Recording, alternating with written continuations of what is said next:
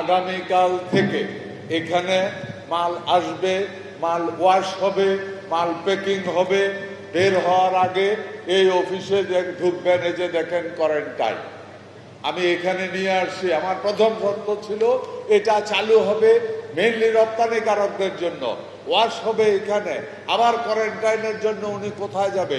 One spot service যদি না হয় তাইলে পৃথিবী এগিয়ে যাবে না, আমরা এগিয়ে যেতে পারবো না। যার কারণে আগামীকাল থেকে এখানে কোয়ারেন্টাইন অফিস চালু থাকবে।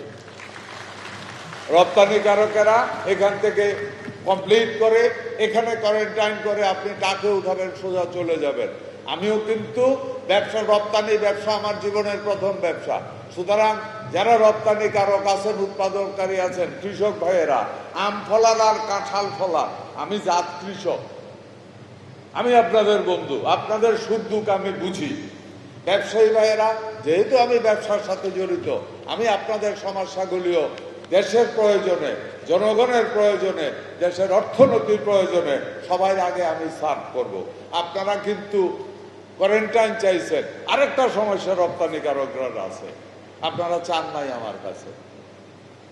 কিন্তু রপ্তানিকারক হিসেবে আমি গুনে রাখছি আরেকটা সমস্যা আছে।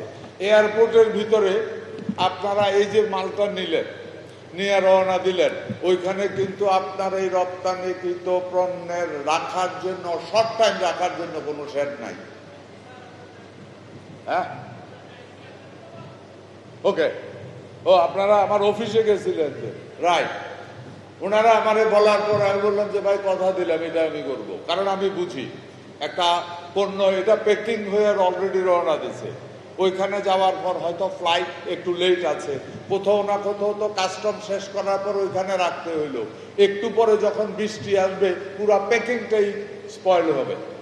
সুতরাং আমরা সিদ্ধান্ত নিয়েছি ওইখানে নর্মাল শেড না, ওইখানে শীতাতপ নিয়ন্ত্রিত টেম্পারেচার কন্ট্রোল শেড করা হবে। কারণ আমার আম ভ্যালুয়েবল আম, ওইটা যদি রোদের মধ্যে আমি শেড রাখলাম, এটা যখন হিট পড়বে তখন আম পেকে যাবে।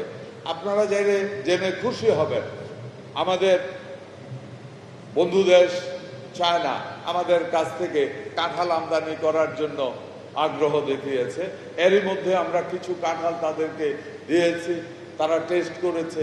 ওটার জন্য কিছু নিয়ম মানতে হয়, এর ভিতরে এটা একটা।